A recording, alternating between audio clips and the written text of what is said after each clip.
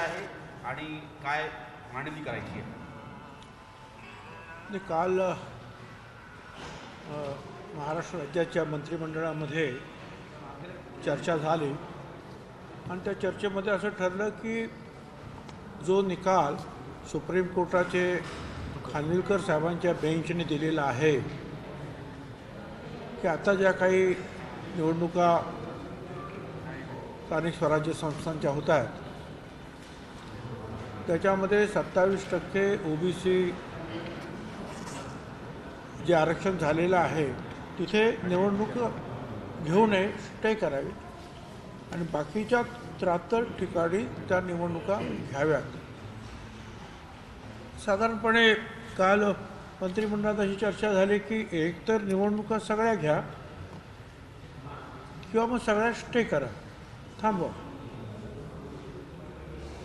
आता त्याच्या पाठीमागे वेगवेगळी कारणंसुद्धा आपण देतो आहोत. आणि मग काल मी स्वतः खासदार प्रफुल्ल पटेल, समीर भुजबळ आम्ही सगळे मुकुल रोडगी साहेबांना भेटलो, अर्धा पाऊण तास चर्चा केली आणि राज्यातर्फे महाराष्ट्र राज्यातर्फे ते स्वतः या केसमध्ये दाखल होत आहेत, ॲपियर होत आहेत, स्वतः ती केस ते मांडत आहेत. आणि त्याच्यामध्ये सांगणं हेच आहे की तुमच्या ह्या मागच्या मार्च महिन्यामधला जो निकाल तुम्ही दिला खानविलकर साहेबांनी की ट्रिपल टेस्टशिवाय OBCना आरक्षण नाही, तर म्हटलं UP आहे, MP आहे, मध्य प्रदेश, उत्तर प्रदेश, राजस्थान, गुजरात अनेक ठिकाणी इतर राज्यांमध्ये ह्या निवडणुका झाल्या किंवा होऊ घातलेल्या आहेत आणि त्यामध्ये हा ट्रिपल टेस्टचा कुठेही प्रश्न काही उद्भवलेला नाही असा अध्यादेश काढून त्यांच्या निवडणुका झाल्या आणि राज्याची आमची मात्र निवडणूक जी आहे ती थांबली. तर हे काही बरोबर होणार नाही, नंबर 1. नंबर 2, तुमच्याच कोर्टामध्ये गेल्या 2-3 महिन्यापासून आमची आणखीन एक केस चालू आहे की ज्याच्यामध्ये आम्ही सांगतो आहोत तुम्हाला की एम्पिरिकल डाटा जर हवा आहे तर या करोनामुळे भारत सरकारची दशवार्षिक गणनासुद्धा अजून सुरू होत नाही आहे. तर आमचं कामसुद्धा अशाच प्रकारे जे आहे अडतं आहे करोनामुळे. पण भारत सरकारकडे असलेला जो एम्पिरिकल डाटा आहे तो त्यांनी आम्हाला द्यावा अशा आदेश तुम्ही भारत सरकारला द्या अशी तुमच्यासमोरच आमची गेल्या 3 महिन्यापासून केस आहे. त्यामुळे आमचं म्हणणं असं आहे की एक तर सगळ्या निवडणुका होऊन जाऊ द्या आणि एम्पिरिकल डाटा जो आहे हा आम्ही तुमच्याकडे काही महिन्यामध्ये जो आहे सादर करतो, किंवा सगळ्याच्या सगळ्या निवडणुका थांबवा. आम्ही डाटा गोळा सगळा झाला, सगळी माहिती एम्पिरिकल तुमच्यासमोर येऊ, मग त्या इलेक्शन्स घेऊ. पण असं पिसमिलमध्ये निवडणूक घेता येणार नाही. म्हणजे आता 73% निवडणुका घ्या, मग 27% निवडणुका घ्या. 73% निवडणुकीचा परिणाम 27% होतो आणि म्हणून मागचा सुप्रीम कोर्टाचा निर्णय आहे की जनरल इलेक्शन्स या पिसमिलमध्ये होता कामा नये, ते एकत्रित जायला पाहिजे. तो एक भाग आहे. आणि शेवटी सरकारनं काही जरी केलं आहे, बरोबर आहे की चूक आहे भारत सरकार का राज्य सरकार हा भाग वेगळा आहे. पण 54% OBCचं प्रतिनिधित्व नाकारलं जात आहे, त्या OBCचा काय दोष आहे? त्यासाठी जो आहे पूर्ण विचार आपण करून जे आहे आम्हाला पूर्ण इलेक्शन घ्या किंवा पूर्ण थांबवा. त्यानंतर आम्ही DMKचे खासदार आणि काउन्सिल विल्सन यांच्याकडे पण मी आणि प्रफुल्ल पटेलजी आणि समीर भुजबळ आम्ही सगळे गेलो आणि त्यांना आम्ही सांगितलं की तुम्ही ओबीसी कम्युनिटीतर्फे उभे राहा, की हे काही जरी असलं तरी ओबीसी जनतेचा याच्यामध्ये काय दोष आहे. ही शिक्षा ओबीसी जनतेला देणं हे बरोबर होणार नाही. त्याच्यामुळे याच्यामध्ये मार्ग काढा. आम्ही कोणाला दोष देण्याचा मुद्दा नाही आहे, परंतु आणि ती जी ते जे त्याच्यामध्ये कोर्टामध्ये महात्मा फुले समता परिषदेतर्फे ते आपली बाजू मांडतील की ओबीसींवर अन्याय होत आहे, तो अन्याय होऊ देऊ नका. त्यानंतर आज 5 वाजता पुन्हा आम्ही कपिल सिब्बल साहेबांना भेटतो आहोत आणि गोंदियामध्ये ज्यांनी ओबीसीचा फॉर्म भरलेला आहे, उमेदवारी दाखल केलेली आहे, त्यांच्याकडून कपिल सिब्बल उभे राहतील आणि सांगतील मी तर फॉर्म भरलेला आहे, माझ्यावर कशाला अन्याय तुम्ही करता. निवडणूक सुरू झाली, फॉर्म भरला आणि आता फॉर्म भरण्याची तारीखसुद्धा निघून गेली, तर माझ्यावर अन्याय होतो आहे, ती बाजू कपिल सिब्बल मांडतील. नंतर नागटे साहेबसुद्धा त्याच्यामध्ये या सगळ्या बाजूनी उभे राहतील. तर अशा प्रकारचे आणि ॲफिडेविट जे आहे महाराष्ट्र सरकारतर्फे सुद्धा ॲफिडेविट येतं आहे आणि त्यांचं त्या ॲफिडेविटमध्ये ते म्हणत आहेत प्रतिज्ञापत्रात की आम्ही काढलेला अध्यादेश हा योग्य आहे, बरोबर आहे, तो चुकीचा नाही आणि त्यानुसार सगळ्या निवडणुका आम्हाला घ्यायला परवानगी द्या किंवा सगळं पुढे ढकला. ते सुद्धा महाराष्ट्र राज्याच्या वतीनं ॲफिडेविट मांडतील आणि ते सादर करतील मुकुल रोडगी साहेब. आता ही 13 तारखेला ही पुन्हा ही केस आहे.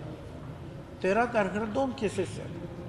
पहिली केस जी आम्ही 3 महिन्यापासून लढतो आहोत की भारत सरकारला सांगा एम्पिरिकल डाटा द्या, ती पण केस त्याच दिवशी आहे 13 तारखेला, त्याच कोर्टामध्ये आहे. आणि हे 27% आरक्षणची निवडणूक जी थांबवली आहे ती केससुद्धा खानविलकर साहेबांच्याच कोर्टामध्ये 13 तारखेला आहे. तर त्या दृष्टीने जे आहे आमचे प्रयत्न दिल्लीतील सर्व जे विधिज्ञ आहे जास्तीत जास्त नावाजलेले त्यांना भेटून आम्ही त्यांच्याकडून काहीतरी मार्ग काढण्याचा प्रयत्न करतो आहोत. निवडणुकीचा पेच निर्माण झाला म्हणून तुम्ही परत एकदा कोर्टामध्ये आलेला आहात, पण कोर्टाच्या निकालामध्ये एक वाक्य होतं की तुमची राजकीय मजबुरी जी आहे तर ती कारण ठरू शकत नाही अध्यादेश काढण्यासाठी. तर आता म्हणजे कोर्टाचं म्हणणं आहे की तुम्ही 3 लेवल टेस्ट जी आहे तिचं पालन केलं नाही आहे, तर त्याच्या संदर्भात परत हे होऊ शकतं. असं आहे की या 3 टेस्टमधली पहिली टेस्ट होती की शेड्यूल कास्ट शेड्यूल ट्राईबना त्यांच्या प्रमाणामध्ये जागा द्या, ते आपण मान्य केल्या. दुसरी टेस्ट होती 50% वरती जायचं नाही, तेही आम्ही मान्य केली. तिसरी टेस्ट होती की आयोग निर्माण करून एम्पिरिकल डाटा जमा करा, तो आयोग आम्ही नेमलेला आहे आणि आता डाटा गोळा करण्याचं काम जे आहे ते पण सुरू होईल, परंतु करोनामुळे जरा थोडीशी अडचण आहे, पण त्याच्यातून मार्ग काढू. तर असं नाही की आम्ही ज्या त्यांच्या ट्रिपल टेस्टमधलं काहीच सगळं अमान्य केलं आणि असंच पुढे गेलो, असं नाही आहे. आम्ही पहिल्या 2 पूर्ण मान्य केल्या, तिसरीला जे आहे आम्ही आयोग नेमून कामाला सुरुवात केलेली आहे. आणि प्रश्न असा आहे की पिसमिलमध्ये निवडणुका घेता येणार नाही. दुसरा प्रश्न की 54% ओबीसी जनतेची काय चुकी आहे त्याच्यामध्ये. तर काय कुठे मागं पुढं काही झालं असेल तर त्या जनतेवर अन्याय होतो आहे, ज्यांना प्रतिनिधित्व मिळणार नाही कुठच्याच स्थानिक स्वराज्य संस्थेमध्ये, त्यांची चूक काय आहे. तर असे विविध प्रश्न जे आहेत विधिज्ञांतर्फे त्यांच्यासमोर मांडले जातील आणि आम्हाला त्या ट्रिपल टेस्टप्रमाणे करायचं आहे, परंतु थोडासा वेळ लागतो आहे. या कोरोना किंवा हे ओमायक्रॉन अमुक लोक घाबरत आहेत, हा सगळा भाग आहे. आणि म्हणून आमची विनंती आहे की थोडा ह्या निवडणुका होऊन जाऊ द्या, आम्ही एम्पिरिकल डाटा देतो किंवा सगळ्यात थांबवा, एम्पिरिकल डाटा गोळा करतो तुम्हाला. भुजबळ साहेब, सोपा मार्ग तुम्हाला काय वाटतो आहे की निवडणुका थांबवण्यात याव्यात की निवडणुका घेण्यात याव्यात ज्या पेचामध्ये? असं आहे, सर्व विरोधी पक्षासहित सगळ्यांची मागणी अशी आहे की जर 27% OBCच्या निवडणुका होणार नसतील तर सगळ्या निवडणुका थांबवण्यात याव्या. हा मार्ग आहे जो विरोधी पक्षातर्फे सुद्धा वारंवार त्याची मागणी होते. मंत्रिमंडळात सुद्धा मागणी झाली. हा एक. आणि थांबवायचा नसेल तर सगळ्याच निवडणुका होऊन जाऊ द्या. आम्हाला 8-10 महिन्याची 6 महिन्याची काहीतरी मुदत द्या. आम्ही तो इम्पेरिकल डाटा गोळा करून तुम्हाला देऊ. नाही, गेल्या 3 महिन्यापासून सुप्रीम कोर्टाने आपण जी मागणी करताय की इम्पेरिकल डाटा द्या, तो डाटा देण्याचे आदेश सुप्रीम कोर्ट देत नाही. त्यावर भारतीय जनता पक्षाचे नेते म्हणतात की राज्य सरकारची जबाबदारी केंद्रावर ढकलल्या जाते. ही केंद्राची जबाबदारी नाही आहे, ही राज्य सरकारची जबाबदारी आहे. जनगणना हा मुळातच केंद्र सरकारचा विषय आहे, राज्य सरकारचा नाही. पण तुम्ही म्हणताय की बाबा ते गोळा करा एम्पेरिकल डाटा आयोगातर्फे, तर गोळा करू, पण तुमच्याकडे आहे तो द्या. आता ते म्हणतात की आमचा जो आहे तो सदोष आहे. सदोष द्या ना, आम्ही बघू ना त्यातले दोष काय असतील ते दूर करून मांडू ना.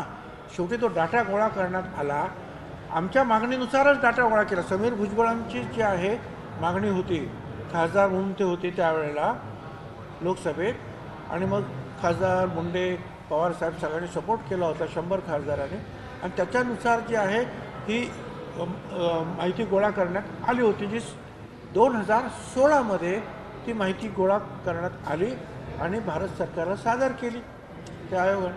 आता तेच म्हणजे ती माहिती गोळा करण्याचं काम ग्रामविकास खाते, अर्बन डेव्हलपमेंट, नगरविकास यांच्या माध्यमातून केली होती. ती माहिती जी आहे ती भारत सरकारकडे आहे. ती माहिती आल्यानंतर कैलासवासी जेटली साहेब यांनी वर्तमानपत्रात जाहीर केलं होतं मीडियामध्ये की OBCची परिस्थिती अतिशय वाईट आहे. त्यांना घरदारं, त्यांचे आरोग्य, शिक्षण, महिलांना करावी लागणारी अतिकष्टाची कामं, या सगळ्या गोष्टी त्यांनी मांडलेल्या आहेत त्याच्यात. पण त्यांनी त्याची टक्केवारी जी आहे ती मात्र दिली नाही. आमचं म्हणणं असं आहे की पनघडिया समिती जी आहे ती नेमली त्यांनी की त्याच्यातले दोष दूर करण्यासाठी ताबडतोब. पण 5 वर्ष त्या समितीमध्ये सदस्यच नेमले नाहीत. त्यांनी राजीनामा देऊन टाकला. सदस्य नेमायचे होते, असे दुरुस्त करायचे होते. असंही जनगणनेमध्ये 10% जर काही चुका असेल तर त्या चुका दुरुस्त करून तो मान्य केला जाते. तर मग याच्यामध्ये सुद्धा एका ठिकाणी असं उत्तर दिलं की उत्तर प्रदेश आणि इतर ठिकाणी होत्या त्या दुरुस्त्या करण्यात आल्या. आता 1.5-2% राहिले असतील. पण माझं म्हणणं असं आहे की तुम्ही ह्या उज्ज्वला योजनेसाठी, दुसऱ्या योजनेसाठी तोच डाटा वापरतात. तुमच्या योजना पूर्ण करण्यासाठी डाटा तोच वापरता. पण निवडणुकीसाठी किंवा राज्यानं जो मागितला तो द्या ना. तो वापरायचा की नाही आम्ही ठरवू. शेवटी आम्ही मागितला होता ना, तुम्हाला सांगितलं होतं की गोळा करा म्हणून तुम्ही तुमच्याकडे ठेवायचं. आम्हाला नाही, सगळ्या राज्यांना द्या. सर, काही नेत्यांचं म्हणणं असं आहे की हा डेटा सदोष आहे आणि सदोष डेटा दिला तर पुन्हा नाही, ऐका ना सर, पुन्हा सदोष डेटा दिल्याचा आरोप आमच्यावर केंद्रावर, त्यामुळे राज्यांनीच हे काम करावं. मग तो डाटा जो आहे तो इतर योजनांसाठी का वापरता तुम्ही? उज्ज्वलासाठी का वापरता? लोक गरिबांना घरं देण्यासाठी का त्यावेळेला का वापरता? सगळ्या गोष्टींसाठी तुम्ही वापरता. आणि इथेच मात्र तुम्हाला द्यायला काय अडचण आहे? द्या ना तुम्ही. सदोष द्या आम्हाला, आम्ही तो दुरुस्त करू. काय करायचं असेल तर करता येईल आम्हाला. विरोधी पक्षनेते देवेंद्र फडणवीस हेच म्हणतायत की मागील वेळेस मुख्यमंत्र्यांच्या अध्यक्षतेखाली बैठक झाली, त्यामध्ये सूचना दिल्या आणि त्यामध्ये ठरलं की एम्पिरिकल डेटा गोळा करणं राज्य सरकारच्या मार्फत. मग हे का पूर्ण केलं नाही? चालू आहे ना काम. असं काय म्हणजे त्यांनी सांगितलं आयोग नेमला. पण मला सांगा की करोनाचा हा काळ सगळा आहे आणि आता होम मायक्रोन आम्ही सुद्धा जे आहे कुणाला भेटायला घाबरतो आहोत, कारण या करोनामुळे काय अडचण निर्माण होईल काय नाही. आणि अशा वेळेला हे सगळं जे आहे जनतेमध्ये जाऊन ही माहिती गोळा करणं, याला काहीतरी बरं. भारत सरकारची जनगणना ती 2021पासून सुरू होते ना. सुरू झाली का भारत सरकारची जनगणना? दशवार्षिक जनगणना कायद्यानंच आहे ना ती. का नाही सुरू केली? कारण कोरोनामुळे यंत्रणा जे आहेत काम करू शकणार नाही. मग तुम्हाला जर ते आहे तर आम्हाला सुद्धा ती अडचण आहेच नाही. पण भुजबळ साहेब हे प्रश्न मग सुप्रीम कोर्टामध्ये का पटवून देऊ शकलो नाही सर? आम्ही हे सगळे प्रश्न जे आता मांडतो आहोत, त्या दिवशी जे आहे शुक्रवारी मला असं वाटतं ती केस मांडण्यात आली, शनिवार रविवार सुट्टी आणि सोमवारी ताबडतोब स्टे झाला. त्यामुळे आमच्याकडे ते तयारी करायला आणि ती केस जी आहे ज्या त्यांनी मांडली तिथे शुक्रवारी, त्याच्यासाठी आम्हाला जास्ती काही बोलता झालं नाही, कळता झालं आणि ताबडतोब ते स्टे झाला. तर आता ह्या सगळ्या गोष्टीचा उलगडा आम्ही पुन्हा त्याच बेंचसमोर जाऊन विनंतीपूर्वक करणार आहोत. नाही, देवेंद्र फडणवीसच्या सूचनेनुसार माजी मुख्यमंत्री देवेंद्र फडणवीस यांच्या सूचनेनुसार अध्यादेश काढला असं भारतीय जनता पक्षाचे नेते म्हणतात आणि मग त्यांच्याच भारतीय जनता पक्षाचे नेते त्याच तुमच्या अध्यादेशाच्या विरोधामध्ये सुप्रीम कोर्टात आलेले आहेत. हे काय आहे म्हणजे? माझं तेच तर म्हणणं आहे की सर्वपक्षीय निवडणुकी मिटिंगमध्ये ठरलं, 2 मिटिंग झाल्या, त्यामध्ये ठरलं की ठीक आहे की त्या अशा प्रकारे अध्यादेश आपण काढायचा आणि पुढे जाऊया. आणि या कामामध्ये देवेंद्र फडणवीस यांच्याशी सुद्धा मी वारंवार बोलतो आहे. मी काल परवासुद्धा त्यांच्याशी बोललो. आता ते सपोर्ट करतात, पण त्यांचे जे सचिव सेक्रेटरी वगैरे जे आहेत जिल्ह्याचे भाजपचे, तेच कोर्टामध्ये जाऊन या सगळे जे आहेत गोष्टी करत आहेत. तर ते तिकडून म्हणजे इकडून कोर्टातून ते अडवलं जात आहे, तिकडून सपोर्ट आहे म्हणून सांगितलं जात आहे आणि परत BJPचे जनजागरणसुद्धा सुरू आहे. आनंद आहे मला, परंतु मग ते खुल्यापणाने आणि स्पष्टपणे ते व्हायला हवं आणि स्वतःच्या कार्यकर्त्यांना थांबवायला पाहिजे. भुजबळ साहेब, एक चर्चा अशी आहे, आंदोलन जे करताय भुजबळ साहेब, भाजप, एक ते चर्चा- कोणाच्या विरोधात मग दुटप्पी भूमिका वाटते भाजप? त्यांनी ते पहिल्यांदा आंदोलन जे आहे त्यांच्या कार्यकर्त्यांच्या विरोधात केलं पाहिजे की तुम्ही कोर्टात जाऊन हे का थांबवता. भुजबळ साहेब, एक चर्चा अशी आहे की इम्पिरिकल डेटा गोळा करण्यासंदर्भामध्ये मोठा खर्च येणार आहे आणि तो खर्च खर्चाचा allocate करण्याची- मुद्दा सरकार म्हटल्यानंतर 5 रुपये 10 रुपये जर खर्च करायचे असले तरी त्याची मांडणी करून नीटपणे जे चेक करून देणार काय. आणि मग ह्या एवढ्या मोठ्या रकमा असतील तर त्या तुम्हाला माहिती आहे की फायनान्स डिपार्टमेंटचे अधिकारी वगैरे सगळं चेक करणार, कसं करणार, कशासाठी वापरणार, काय करणार आहात, ह्या सगळ्या गोष्टीचा विचार करूनच मग ते पुढे जातील. पण पैशाची अडचण नाही. पण अलोकेट केलेला आहे का निधी? इम्पिरिकल डेटा गोळा करण्यासाठी निधी अलोकेट करण्यात आलेला आहे का? निधी अलोकेट करण्याचा कुठलाही त्याच्यामध्ये अडचण नाही. फक्त जो आहे ते तपासून, म्हणून आम्ही काल मी मंत्रिमंडळात सुद्धा सांगितलं की अधिकाऱ्यांनी प्रशासनातल्या फाईल्स इकडे तिकडे असं नेण्याऐवजी त्या फाईल्स घेऊन त्या आयोगांच्या समोर बसावं ते आणि ते त्यांनी ताबडतोब निर्णय घ्यावा. परंतु प्रशासनाकडून सुद्धा अशा प्रकारची जे आहे ज्याची अर्जन्सी पाहता अशी दिरंगाई होता उपयोगी नाही. आणि काय अडचण त्यांची आहे ते पहा, तुमच्या काय अडचणी त्यांना सांगा, त्याच्यातून मार्ग काढा ना. परंतु ते आमच्यापर्यंत सुद्धा येत नाही. ते आम्हाला सुद्धा नंतर सगळं काहीतरी झाल्यानंतर कळतं, कारण इतर काही कामं असतात, इतर जबाबदारी असतात आणि आम्हाला वाटतं की बरोबर आहे. परंतु ते आम्ही त्यांच्याशी सुद्धा बोलू, त्या सभासद जे आहेत आयोगाचे त्यांना सुद्धा सांगितलं बा अडचण काय तुमची असेल तर तुम्ही आम्हाला सांगत जा, आम्ही त्यांना सांगू. मंत्रिमंडळाने सचिवांना सांगितलं की तुम्ही त्यांच्याशी बसा आणि ताबडतोब मार्ग काढा. तुम्ही असा जर दिरंगाई वेळ करू नका, वेळ काढू नका. तर तुमच्यासारखे ज्येष्ठ नेते आहेत, अजितदादासारखा फायनान्स मिनिस्टर आहे की तडकाफडकी निर्णय घेणार आहे आणि त्यामुळे जे आता डिले होते, तुम्ही आता म्हणता ते प्रशासनामधली काही दिरंगी असेल, परंतु ही गोष्ट जी आहे काल आम्ही मुख्यमंत्र्यांच्या समोर आणि मंत्रिमंडळाच्या समोर अगदी स्पष्टपणे मांडली. मुख्यमंत्र्यांचं यावर काय म्हणणं? हां, मुख्यमंत्री आता तूर्त तुम्हाला कल्पना आहे की त्यांचं तर म्हणणं आहे की ओबीसीचं आरक्षण झालंच पाहिजे, वाचवलंच पाहिजे काय. आणि म्हणूनच मंत्रिमंडळाने एकत्रित तो निर्णय घेतला ना की संपूर्ण निवडणूक यात पुढे ढकला. आणि मुख्यमंत्र्यांचा सपोर्ट आहे. आता त्यांच्या आजारपणामुळे, ऑपरेशनमुळे या अधिकाऱ्यांना ताबडतोब बोलून की कधी कधी जे आहे त्यांना आदेश देण्यामध्ये निश्चितपणे थोडेसे जे आहेत अडचणी निर्माण झाल्या असतील. भुजबळ साहेब, पण अधिकाऱ्यांनी सुद्धा जे आहे जबाबदारी ओळखून जे लवकर हे पूर्ण करावं. भुजबळ साहेब एकच होता की आता याच्या पुढे काय, म्हणजे की आता इम्पिरिकल याच्या पुढे जे आहे गोळा केला जाईल, याच्या पुढे 13 तारीख अच्छा, आशा आहे 13 तारखेपासून सर हिंदी आणखी- में थोडं हिंदी सांगू दे सर त्यावर बोलणार का? थोडं हिंदीवर. राजकीय नाही आधी राजकीय काही वेगळे राजकीय विषय आहे, त्यावर बोलणार का? त्यावर आपण बोलणार आहात का? काय वेगळं नाही ते मला जर माहिती असलं ज्ञान असेल त्याच्याबद्दल तर बोलेल. नाही, ठीक. सर पहिला प्रश्न असा आहे, UPA-मध्ये शिवसेना येत आहे. हं? चर्चा अशी आहे की UPA संयुक्त पुरोगामी आघाडीमध्ये आपण सुद्धा आहात, आपला पक्ष आहात, आता त्या पक्षात शिवसेना येते. याकडे या संपूर्ण प्रक्रियेकडे कसं बघता आपण? त्याला जोडून एक प्रश्न आहे की गेल्या 2 दिवसात राहुल गांधी आणि प्रियांका गांधी यांची संजय राऊत यांनी भेट घेतलेली आहे. राष्ट्रीय राजकारणावर चर्चा झाली आहे. ही अतिशय स्वागतार्ह गोष्ट आहे. काँग्रेससहित सर्व विरोधी पक्षांनी एकत्रित येऊन लढा उभा करायची आवश्यकता आहे. प्रत्येकाने वेगवेगळे जर एकमेकाच्या विरुद्ध लढत राहिले तर शेवटी त्यांचा जो उद्देश आहे तो साध्य होणार नाही आणि सरकारवर त्याचा काही परिणाम होणार नाही. आणि म्हणून सर्वांनी एकत्रित येऊन काम करायला पाहिजे.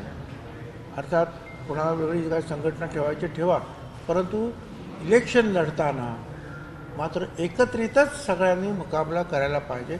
एका छत्राखाली जर आपण मुकाबला केला तर अतिशय मजबूतीनं जे आहे विरोधी पक्ष जे आहे संपूर्ण त्या देशामध्ये बदल घडवू शकतो. पण तुम्हाला काय वाटतं की काँग्रेस प्रणितच UPA असणं आवश्यक आहे की ममता आता तो बॅनर्जी असं माझा म्हणतायत की मी इथे काही कहाँ है खासदार UPA? मी काही खासदार नाही आणि देशाचं जे आहे त्याच्यावर काय करायला पाहिजे ते आमचे अध्यक्ष आणि सन्माननीय खासदार पवार साहेब आहेत, ते सगळं याच्यावर विचार करतात, ते इतर लोकांशी बोलतात. सर्व काही पक्षांची मतं वेगवेगळे असू शकतात, परंतु त्यांना एकत्रित करण्याचं काम कुठल्याही बाजूने कुठल्याही प्रकारे एकत्रित यावे म्हणून त्यांचे प्रयत्न सुरू परवा आहेत. संसदेत एक आंदोलन चालू असताना शरद पवारांना एक खुर्ची दिली संजय राऊत यांनी, त्याच्यावर भाजपकडून जोरदार टीका केली जाते. मात्र अडवाणी असते, मुरली मनोहर जोशी जरी असते तरी त्यांनाही मी खुर्ची दिली असं संजय राऊत यांनी म्हटलं. खरं आहे, या दुसरे कोणी असते तर अशी खुर्ची दिलीच असती.